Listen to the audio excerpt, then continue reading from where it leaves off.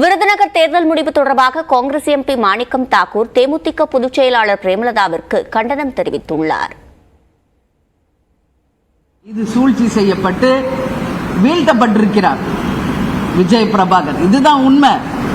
நான் என்ன சொல்றேன், 50-60 வருஷமா கட்சி நடத்துறீங்க, ஆட்சியில் இருக்கீங்க. ஒரு சின்ன பையன் முதல் வாட்டி தேர்தலில் நிற்கிறாரு. அப்படி ஜெயிச்சாதான் என்ன போச்சு உங்களுக்கு? 39 தொகுதி நீங்க ஜெயிச்சதை அறிவிச்சுட்டு இருக்கீங்களா?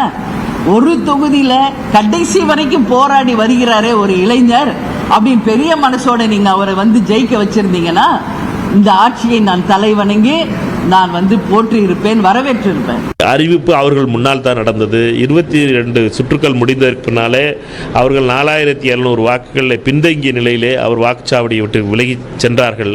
அறிவிப்பு தோற்றுவிட்டோம் என்று நினைத்து அதற்கு பின்னாலே ஒரு நாள் கழித்து சென்னையில் அமர்ந்து கொண்டு திருமதி பிரேமலதா அவர்கள் இப்படிப்பட்ட பேச்சுக்கள் பேசுவது என்பது அபத்தமான பேச்சு. அவரை பொறுத்த மட்டும் சின்ன பையனுக்கு கொஞ்சம் பார்த்து பண்ணியிருக்கலாம், அல்லது கொஞ்சம் இந்த டெம்போலாம் வச்சு கடத்தியிருக்கோம், கொஞ்சம் பார்த்து போடுங்கன்னு கவுண்டர் பண்ணி ஜோக்கில் சொல்லிக்கிட்டு இருக்காரு.